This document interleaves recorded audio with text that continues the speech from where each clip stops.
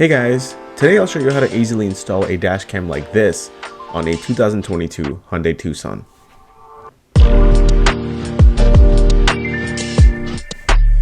The start of this video is this Dongar Technologies dash cam adapter. It's a power adapter that plugs into your rear view mirror and gives you a USB port, which we'll be using for our dash cam. This means a nice clean setup with no cables dangling down from your dash cam. Please note that this adapter works only on mirrors equipped with auto dimming or home link system. In simple words, there needs to be power running to your mirror for this to work. Let's do a quick unboxing.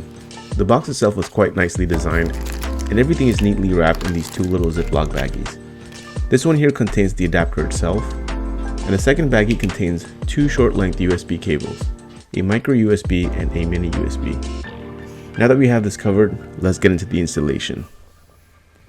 The first thing we want to do here is move the mirror downward. This gives us better access to the plastic shroud above. To access the adapter, we want to remove this little plastic piece. There's no fancy way around this. Simply stick your finger between the headliner and the piece and pull down.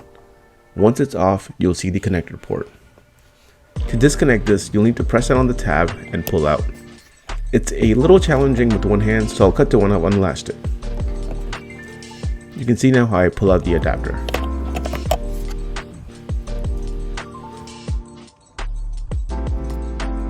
Now that I have this disconnected, I'll go ahead and connect the Dongar Technologies power adapter. Pop this guy in here and let's connect the other end into the connector port. I'll go ahead and power on the vehicle to see if I'm receiving power to the USB module.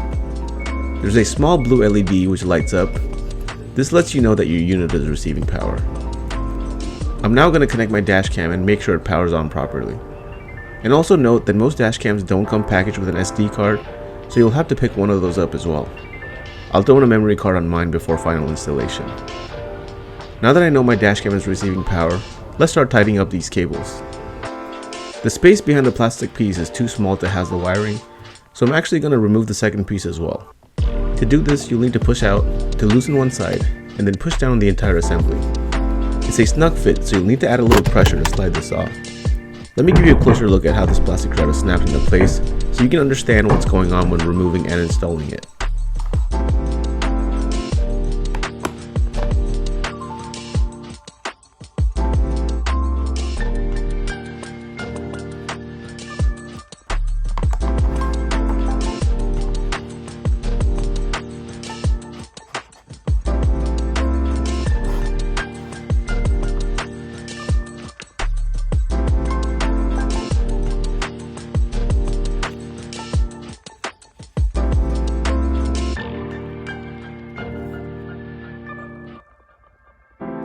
My plan is to tuck the cables behind this and route the cable through one of these gaps on the side. And this is what it looks like once I've done that.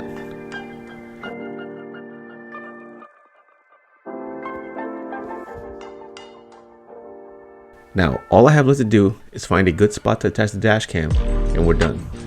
Remember y'all, always pick a spot that first and foremost does not interfere with your driving visibility. Then place it in a location where the dash cam can capture clean footage. Here's some sample footage to show you guys what it looks like. And if you found this video helpful, consider hitting the like button and subscribing for more content like this. Peace.